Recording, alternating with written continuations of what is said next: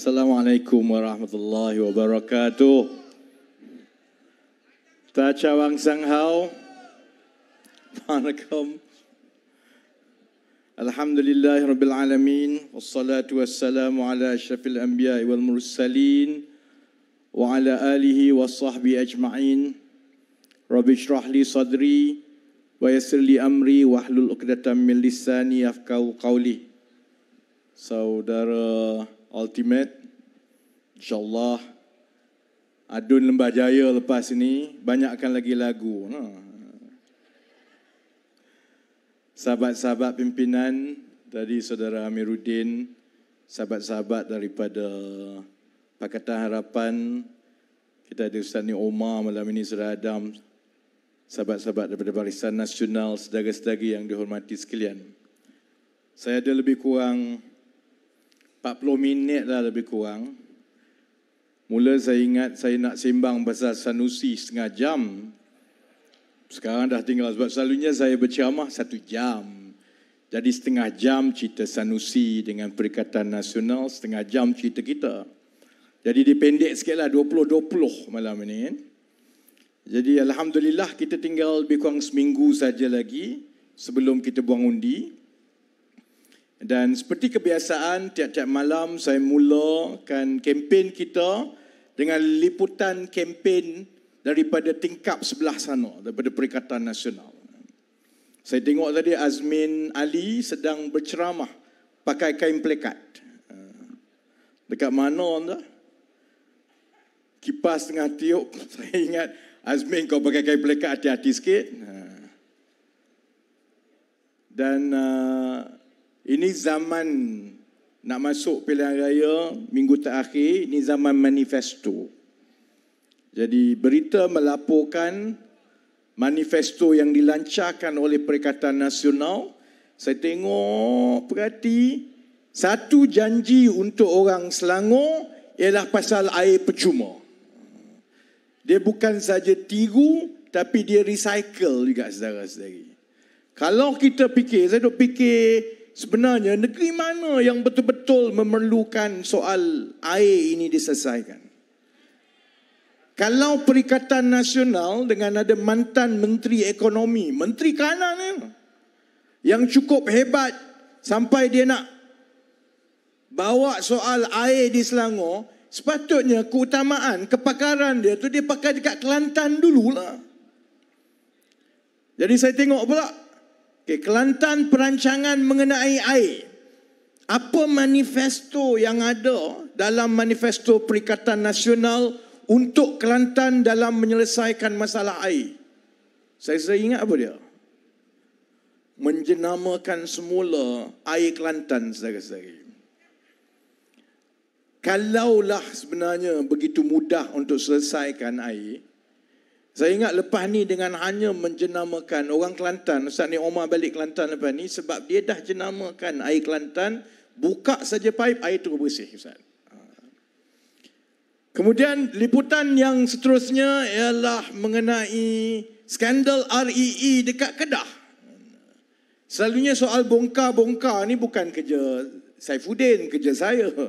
Tapi saya tak tahu Saifuddin ni dia dah naik jaki sangat dengan Sanusi ni kot. Jadi tiap-tiap hari ni dia cerita benda yang baru. Kalau saudara saya ingat, minggu lepas masa saya kat Kedah, saya dah sebut kepada Sanusi, selalunya kalau orang mula dedah satu persatu tu, maksudnya orang dah ada benda tebal dah tentang perkara tu. Tambah pula soal kecurian nadir bumi, REE ni, ini bukan benda baru. Benda ni orang dah cakap lama dah. Memang dalam perhatian dan siasatan pihak berkuasa. Cuma Sanusi lah, Sanusi ni dia rasa dia hero Malaya, panglima besar Perikatan Nasional. Dia tak kisah sebab dia rasa dia cakap macam mana pun, budak-budak yang tak sok dengan dia ni tetap percaya. Dia kena tangkap sebab hina Sultan. Dia kena tangkap sebab dia tak berani angkat telefon polis. Tapi dia kalih, dia kona, dia kata dia kena tangkap, angkat tangan sebab aku lawan Anwar Ibrahim. Oh, yang kat bawah ni pun angkat tangan jugalah, angkat tangan. Sampai dalam tandas pun angkat tangan, saudara-saudara. Baik, Saifuddin dah dedahkan satu persatu. Tiap-tiap hari, selang 2 hari ni dah. Mula-mula, sebelum kempen bermula, Saifuddin dah beritahu bahawa Sanusi sebagai Menteri Besar Kedah perlu jelaskan mengenai skandal kecurian nadir bumi yang melibatkan anak syarikat kerajaan negeri Kedah. Oh, dia kata tak, ni semua fitnah, tak betul semua ni, tak betul. Kemudian Saifuddin tunjukkan surat. Yang ini ialah surat yang ditulis oleh Sanusi sendiri, yang memohon supaya sekitar 20 orang warga rakyat Cina dibawa masuk untuk bagi tujuan perlombongan. Adalah cerita dia pasal eksplorasi dan sebagainya. Dia tak jawab. Dia kata, ini semua fitnah konspirasi terhadap saya yang telah dibuat 6 bulan. Nasib baik ada timbalan Ketua Polis Negara. Dia pun orang Kedah, dia pun jawab, ni tak ada kena-mengena dengan konspirasi ni. Engkau kena tangkap sebab engkau biadab dengan Sultan. Baik. Senyap sekejap. Lepas tu Saifuddin tunjuk lagi. Dan selepas itu, pegawai tertinggi MBI ni apa dia? Menteri Besar Menteri Besar diperbadankan, iaitu Agensi Pelaburan Syarikat Kedah. Haji Sobri, saya ingat nama dia, kena tangkap atas siasatan mengenai perkara yang sama. Kalau pergi tempat tu, tempat tu nama apa? Bukit Hutan Simpan Bukit Enggang, saya pun lupa dah. Kalau pergi tanya orang kampung dekat situ, memang semua orang tahu benda ni dah berlaku lama. Gambar pun dah banyak dah. Tapi Sanusi masih lagi tak nak jawab. Bila pegawai-pegawai dia kena tangkap pun dia tak nak jawab lagi. Kemudian Saifuddin tanya, kau kenal ke tidak ni seorang warga Cina nama So Lo-Fai, Uncle So. Ini bukan Uncle So Ampang tau, ini Uncle So Cina. Seorang nama Uncle So ni yang polis sekarang tengah cari untuk siasatan sebab dia dah menghilangkan diri. Sanusi dengan confident, tak kenal, saya tak kenal dia. Kemudian Saifuddin tunjukkan pula gambar. Ini gambar kau dengan dia. Bila dia kantoi, Sanusi ni ada satu kehebatan dia. Dia boleh temberang ikut suka macam tu. Dia memang tak nak malu langsung. Dia boleh temberang. Keluar gambar dia dengan Uncle So. Jawab dia apa dia? Saya memang bergambar dengan dia, tapi saya tak kenal dia. Saya tak tahu apa-apa pasal hari ini. Saya tak tahu. Ini fitnah semua. Hari ini, liputan terkini, hari ini Saifuddin tunjukkan lagi. Ini gambar-gambar yang Sanusi pergi melawat tapak sendiri tempat korek REE itu, saudara-saudara. Gambar dia sendiri pergi memantau, melawat. Tak tahulah apa dia buat. Tapi kalau lepas ini saya nak tengok esok lusa, kod mana Sanusi nak nak beritahu yang dia tak tahu pasal REE. Satu. Kalau dia rasa dia berani, kod suka dia lah. Kalau dia rasa gigi dia lagi cantik daripada gigi saya, kau suka dia lah. Tapi kita sebagai pimpinan politik, paling kurang biarlah ada maruah sikit. Kalau dah kantoi 4 kali berturut-turut, malulah. Tambah, kalau dia kata dia Panglima Besar Parti Islam, buat malu orang Islam lah. Saya tak tahu berapa banyak lagi yang Saifuddin nak tunjuk. Gambar apa lagi yang Saifuddin nak tunjuk. Jadi, kalau nak tahu yang seterusnya, tunggu ceramah saya malam esok. Sebab saya buat liputan tiap-tiap malam ni dah. Okay. Kemudian apa lagi? Liputan terkini hari ini. Oleh kerana rakyat tanya Sanusi dengan geng-geng Perikatan Nasional ni, kamu ni tak ada idea sendiri. Kamu kena tangkap, lepas tu kantoi sebab biadab dengan Sultan, kamu angkat tangan, sekarang kamu mengaku, saya angkat tangan kerana lawan Ibrahim. Lawan Anwar Ibrahim kononnya. Akhirnya rakyat tanya, kau ni nak berkempen, tak ada benda yang original ke? Tak ada idea sendiri ke? Bab itu pun kamu nak tiru orang lain. Dah lah, idea tiru orang lain, manifesto ciplak orang lain, semua yang lain tiru. Sampaikan cara nak berkempen pun nak tiru orang lain juga. Saya ingat 2-3 hari dia tak boleh jawab ni tau. Macam mana orang duk tanya dia, takkanlah kamu ni tak ada idea sendiri. Semalam Harakah mengeluarkan satu video temu ramah dengan seorang pakcik nama Pakcik Hanafiah. Pernah dia tengok tak video tu? Dekat TikTok ni semua jahat korang ni tak tengok Perikatan Nasional. Saya tengok tiap-tiap malam tau. Saya lagi tengok Perikatan Nasional yang dia duk bangga-bangga sangat tu, ramai view tu, akulah yang duk tengoknya. Saya tengok tiap-tiap malam. Video panas daripada Perikatan Nasional semalam ialah satu temu ramah dengan seorang pakcik nama Pakcik Hanafiah. Dia ni ketua penerangan bersatu daripada Tangga Batu, Melaka. Jadi dia beritahu, saya lah sebenarnya juru gambar, juru video yang mengambil video masa Anwar Ibrahim keluar kereta, masa dia angkat tangan, masa dia dibawa ke mahkamah tu yang duk tunjuk kat video tadi tu. Pakcik Hanafiah ni mengaku dia lah sebenarnya. Kemudian dia kata sebenarnya Anwar tak angkat tangan pun hari tu. Anwar tipu. Sebenarnya ini adalah edit semua. Sebab dia nak nak tunjukkan sebenarnya orang yang pertama mempopularkan angkat tangan itu ialah Sanusi REE. Dia tak boleh jawab dah orang tanya dia, kamu ni tak ada idea asal ke? Dia dia kata sebenarnya yang asalnya ialah Sanusi lah. Yang Anwar punya itu ialah yang edit. Saya tengok, ya Allah, daripada itu orang kata, orang Melayu kata, bapak borek anak rintik. Kalau panglima dia temberang berbohong, sampai kat bawah tu pun dia temberang berbohong sehari-hari. Tapi saya tak ada masalah. Tak ada masalah aku nak pergi cek, nak bergaduh pasal Anwar ke Sanusi yang mula angkat tangan ni. Satu dunia dah tahu memang Anwar pun tak. Tapi walaupun percaya sehari-hari. Ni sebenarnya Sanusi yang angkat. Kita hidup di zaman sekarang ni, kalau pandai-pandai reka cerita, confirm kantoinya. Mesti kantoinya. Jadi hari ini, wartawan Malaysia kini pergi semak, siapa sebenarnya wartawan yang mengambil gambar tu. Sebab kita semua tahu benda tu mustahil diedit. Sebab apa? Ini semua orang muda-muda ni, tak ada orang tua. Zaman 98, mana ada kamera digital bodoh?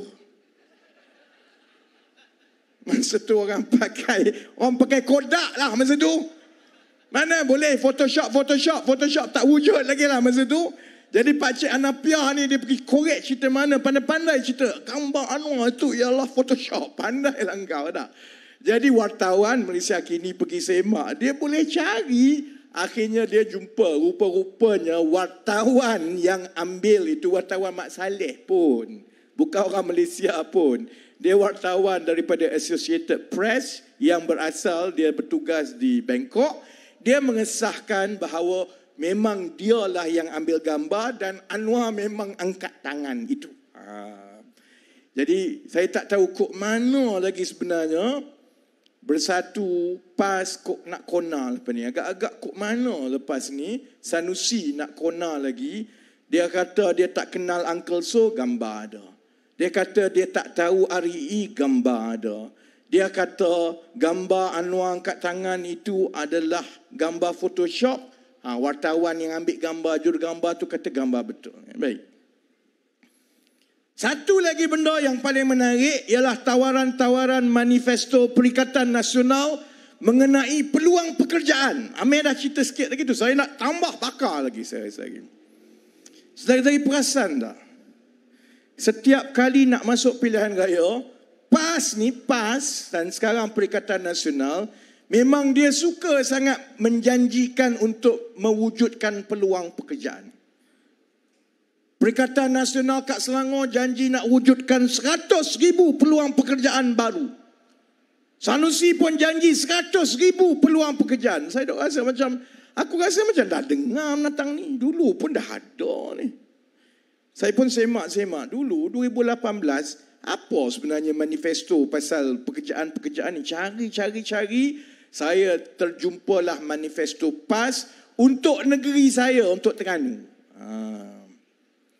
PAS dalam PRU yang lepas nak masuk 2018 berjanji bahawa kalau mereka menang Terengganu, mereka akan mewujudkan peluang pekerjaan, 20,000 peluang pekerjaan. Ni dah masuk 5 tahun ni daripada dia janji. Saya duduk balik kampung, aku kata mana lah peluang pekerjaan baru 20,000 macam tu ya. Tengok kiri kanan macam budak macam tu, tak ada pun peluang pekerjaan baru. Semak lagi. PAS ni nak masuk pilihan raya selepas 5 tahun berjanji mewujudkan 20,000 peluang pekerjaan baru. Nak masuk ni, dia pun umum pencapaian kerajaan PAS Terengganu mewujudkan peluang pekerjaan 20,000 peluang pekerjaan. Saya pun macam tak percaya. Cuma scroll baca lagi, saudara-saudari, memang betul lah dia mewujudkan peluang-peluang pekerjaan dengan menyewa bas-bas untuk menghantar anak-anak Terengganu cari kerja kat Selangor, saudara-saudari. Memang betul lah. Dan saya ingat ke benda tu troll? Tak. Memang itulah sebenarnya cara dia mewujudkan peluang pekerjaan. Dia sewa bas hantar budak-budak ni datang cari kerja kat Selangor, saudara-saudari. Jadi sebab itulah sekarang ini dengan Sanusi janji 100,000 orang pekerja baru dekat Kedah, Azmin lagi. Habislah korang kat Ampang, dekat Lembah Jaya ni. Lepas ni ramailah budak-budak Kedah, budak Kelantan, budak Terengganu datang cari kerja kat sini tau. Sebab itu menunaikan manifesto kerajaan yang dibuat oleh Perikatan Nasional.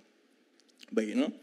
Saya sebut pasal pekerjaan ini sebab kalau saudara-saudari tengok, saya dalam segala benda yang saya duk komen, saya duk kempen ni dah dekat 12 tahun, 13 tahun Ustaz, atas pentas ceramah.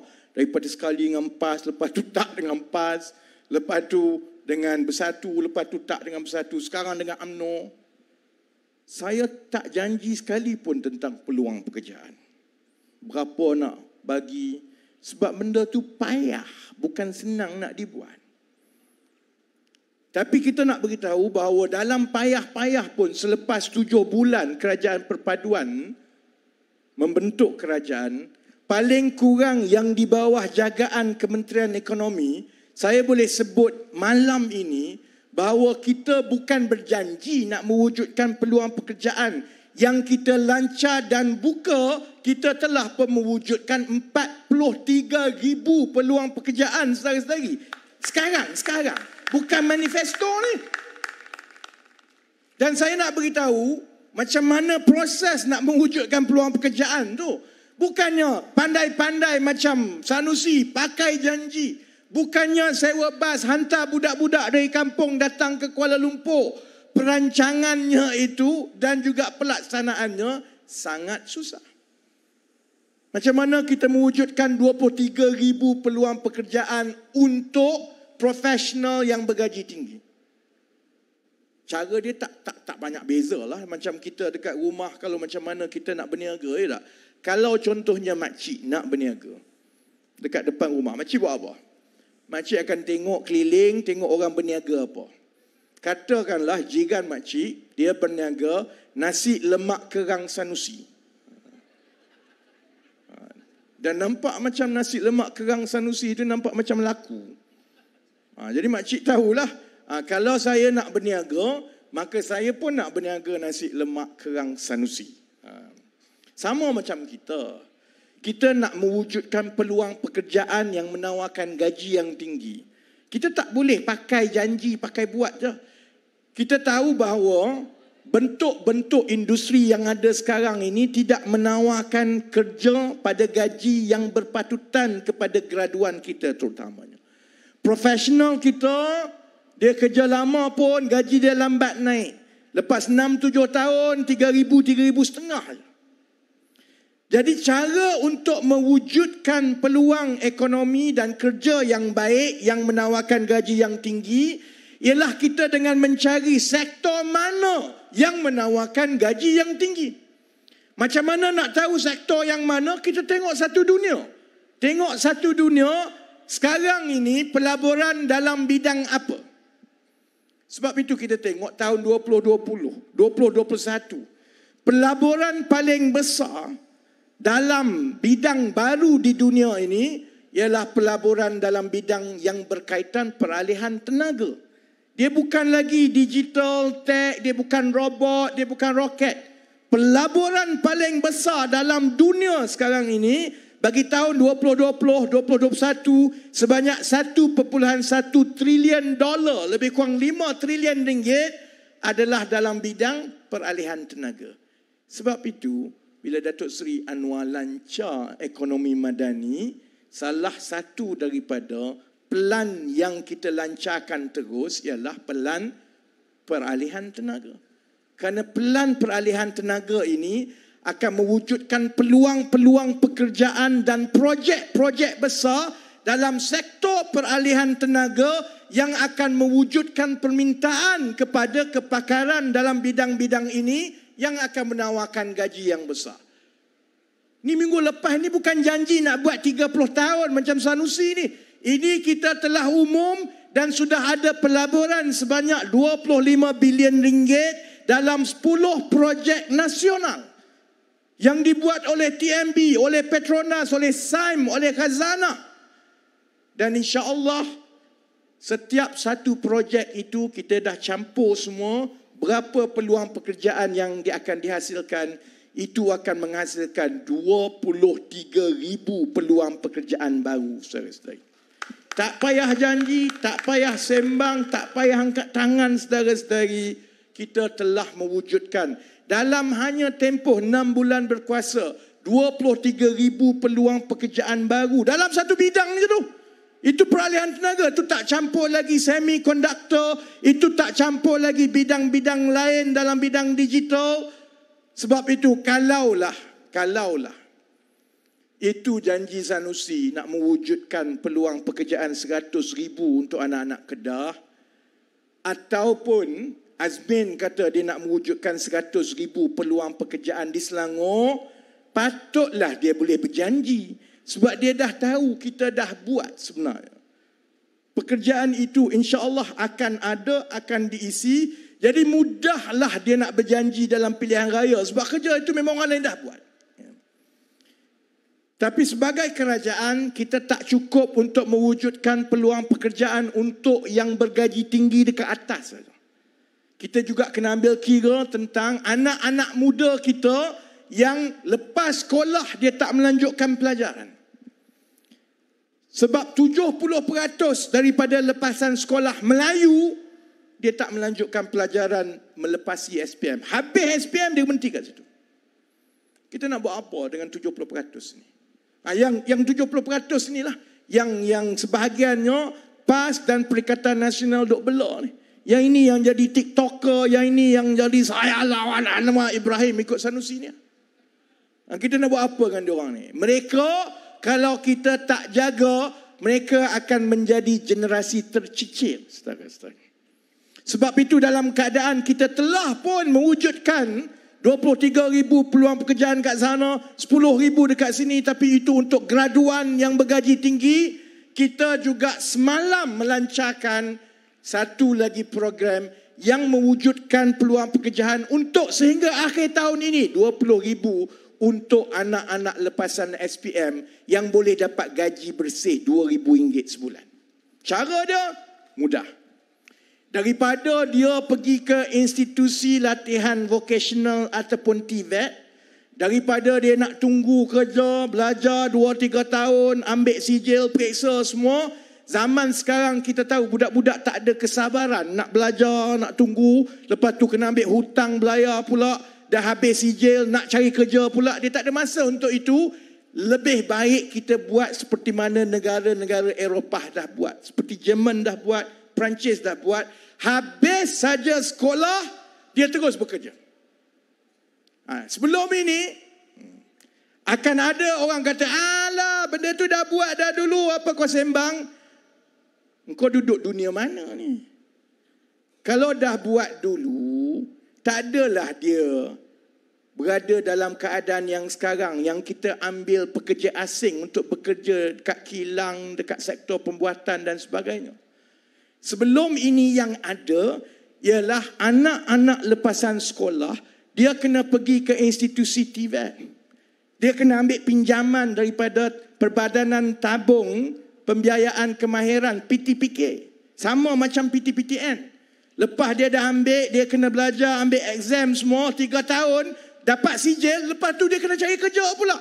Kalau dia tak ada kerja, dia jam sebab hutang kena bayar, kerja tak ada. Dan kadar keciciran anak-anak lepasan sekolah melalui jalan ini tinggi.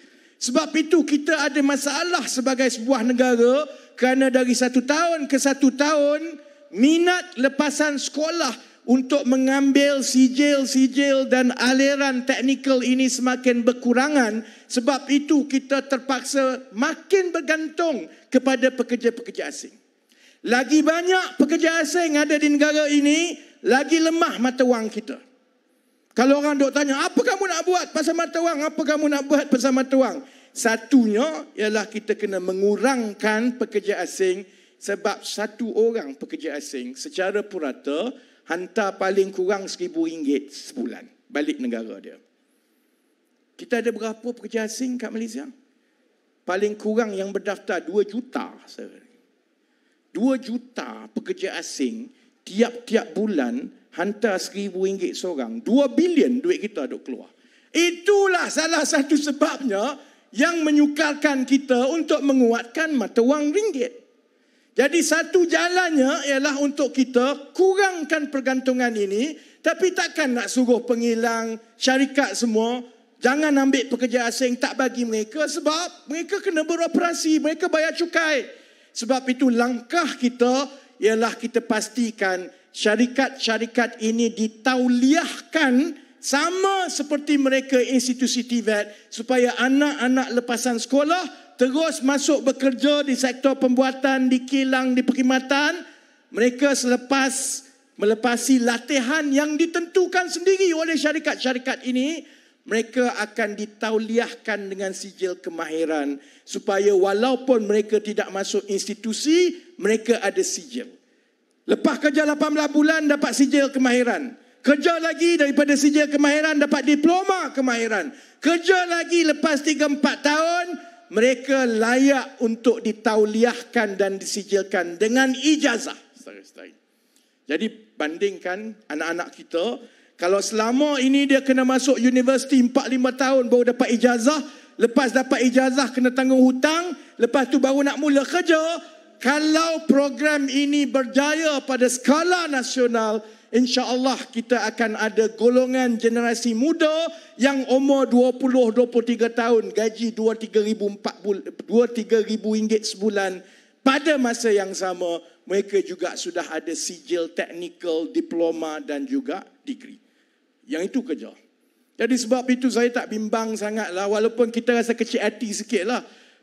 Gila lah menipu macam ni. Kita susah payah kajian persekutuan sediakan 40 juta untuk bagi insentif kepada anak-anak ini supaya dia bekerja.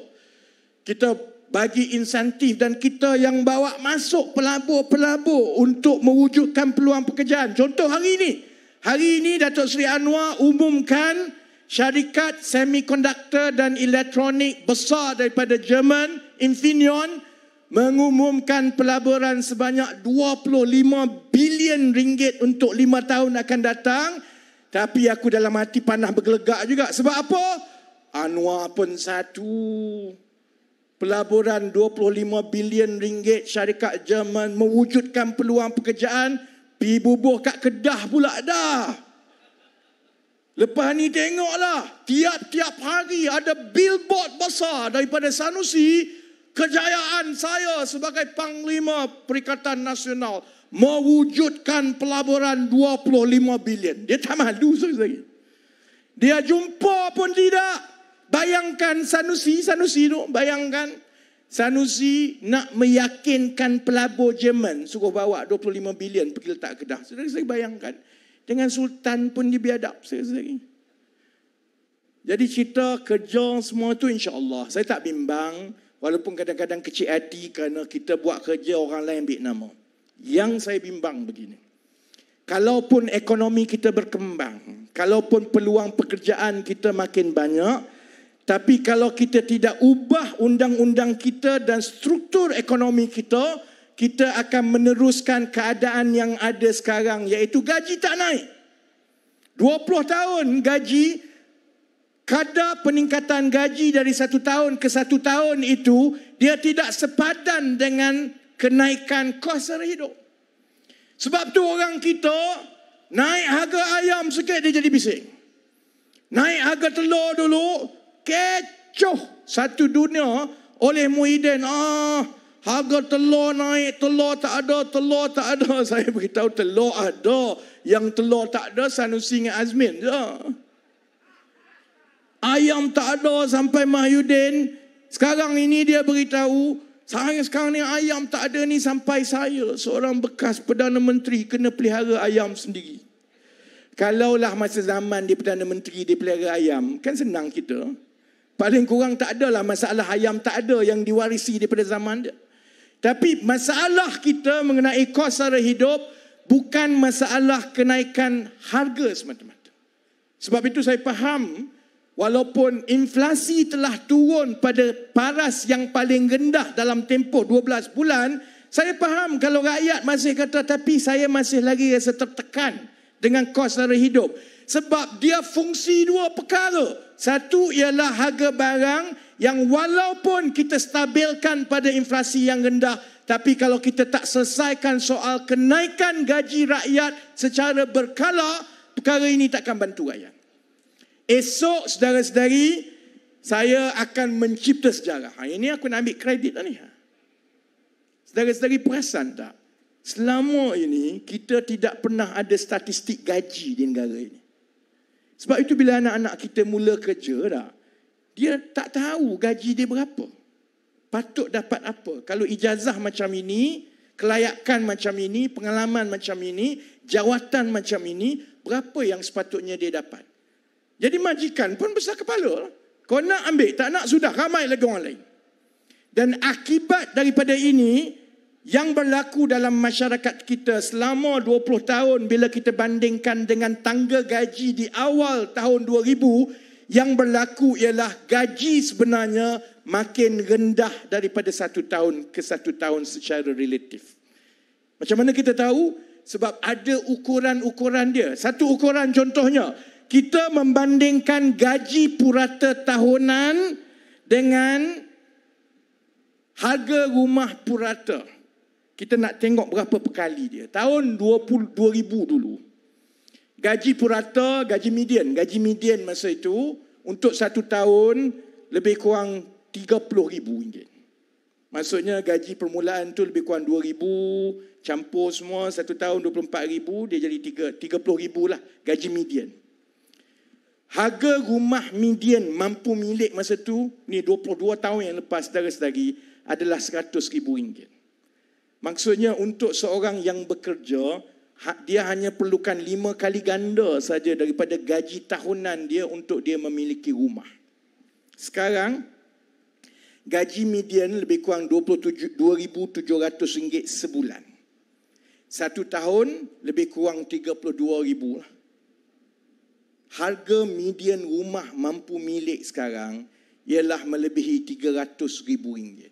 Maksudnya untuk generasi yang muda ini, perkali untuk membeli rumah itu dia dah jadi 10 kali ganda daripada 20 tahun yang lepas. Sebab itu rakyat kita rasa tertekan, saudara-saudari. Jadi kalau kita tak selesaikan soal gaji ni, sampai bila-bila kita akan ada masalah. Sebab itu antara langkah pertama yang kita buat, kesian Jabatan Perangkaan Malaysia. Penat dia 3-4 bulan ini, sebab arahan pertama saya ialah aku nak kita mula siarkan perangkaan gaji rakyat setiap suku tahun bermula daripada sekarang. Esok insya-Allah kita akan lancarkan dan saya harap itu akan membantu di pihak pekerja dan majikan untuk tahu sebenarnya apa gaji yang munasabah untuk rakyat, supaya bila budak kita pergi nak minta kerja, kalau dia tengok gaji itu terlalu rendah, dia tahu hak dia untuk minta gaji yang lebih tinggi. Tapi tak cukup dengan yang itu. Kalau kita serahkan bulat-bulat antara pekerja dengan majikan, kita akan kembali ke keadaan sekarang, pekerja-pekerja kena buli dengan majikan. Yalah, kamu tak nak, aku bagi kat orang lain. Jadi akhirnya budak kita, okeylah, tak apalah, saya terimalah. Tahunan gaji kalau kenaikan RM50, RM60. Ada syarikat swasta yang 5-6 tahun tak naik gaji sedari-sedari. Duduk. Sebab kalau nak minta naik gaji, takut kena buang. Jadi sebab itu, hari Isnin ini, dan bagi saya ini cabaran saya sebagai Menteri Ekonomi yang paling besar. Saya tak heranlah bab-bab mewujudkan peluang pekerjaan, soal perangkaan ekonomi, cari pelaburan. Saya tak heran. Benda itu telah dibuat sebelum ini. Yang paling payah ialah mendapatkan persetujuan kerajaan, persetujuan majikan supaya selepas ini kita ada satu kerangka kenaikan gaji yang diguna pakai supaya rakyat ada kenaikan gaji yang munasabah setiap tahun, supaya dalam tempoh 5 ke 10 tahun gaji kita mula naik dan melambangkan kos sara hidup yang sepatutnya. Jadi saya harap, saya nampak macam Perdana Menteri okey, saya nampak macam menteri-menteri lain okey, tapi kita hanya tahu hari Isnin ini selepas kertas dan cadangan dasar gaji progresif dibentangkan kepada Majlis Tindakan Ekonomi Negara, dan kalau diluluskan maka bermulalah titik sejarah kita yang mana buat pertama kali dalam sejarah negara ini kerajaan campur tangan untuk memastikan kenaikan gaji setiap rakyat kita. Jadi, biarlah dia nak janji apa. Yang penting saya yakin kalau kita terus bersama-sama, Barisan Nasional, Pakatan Harapan, sahabat-sahabat yang lain, saudara-saudari, Perikatan Nasional boleh pelekehkan kita, boleh permainkan kita, tapi insya Allah pengundi atas pagar tahu bahawa parti dan gabungan yang menunaikan janjinya kepada rakyat dan bawa kesejahteraan kepada rakyat ialah Kerajaan Perpaduan. Sebab itu saya nak tutup dengan ada orang hantar mesej kat saya. Dia kata, YB jangan bimbanglah kalau orang kata Kerajaan Perpaduan ke YB ni janji tak tunai. Sebab dia orang lagi teruk. Saya kata macam mana pula dia orang lagi teruk. Janji dia orang itu, ni bukan saya kata, ni pengundi kata ni, janji dia orang itu mustahil untuk ditunaikan. Berbanding dengan janji-janji dan rekod daripada Kerajaan Perpaduan. Saya tanya, hak mananya janji dia tu mustahil ditunaikan? Mesti ada benda kalau usaha ni janji kita usaha insya-Allah lah. Dia kata, YB tengok tak janji-janji manifesto, janji-janji politik daripada PAS ni. Janji dia kalau pangkah PAS, insya-Allah masuk syurga. Yang itu hanya Allah yang boleh tentukan, saudara-saudari. Tak ada parti politik, tak ada orang yang boleh menjanjikan benda tu. Jadi, saya terima pandangan dan nasihat daripada pengundi sendiri. Jangan bimbang, insya-Allah 1 minggu daripada sekarang, kalau ikut keadaan kempennya, saya yakin Kerajaan Perpaduan akan mempertahankan Selangor, insya-Allah. Kita akan pertahankan Pulau Pinang, kita akan pertahankan Negeri Sembilan, dan insya-Allah kita akan ada kejutan juga di negeri-negeri lain. Jadi, kita habiskan kempen ini, pastikan kita semua laksanakan tanggungjawab kita. Kepada pengundi-pengundi di Lembah Jaya, saya mohon saudara-saudari, buat pertama kali akan ada wakil rakyat yang lagi popular daripada Sanusi RE, ultimate insya-Allah. Kalau dia terlebih rap, terlebih nyanyi, beritahu saya.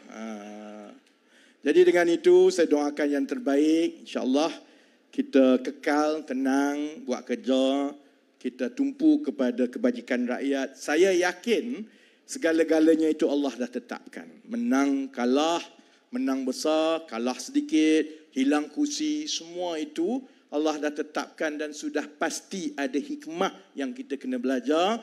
Manusia yang baik ialah manusia yang membaiki diri daripada hikmah yang Allah hantar kepada kita itu. Jadi dengan itu, sekali lagi saya ucapkan terima kasih. Sese, nandri, vanakam, wabillahi taufiq wal hidayah. Wassalamualaikum warahmatullahi wabarakatuh.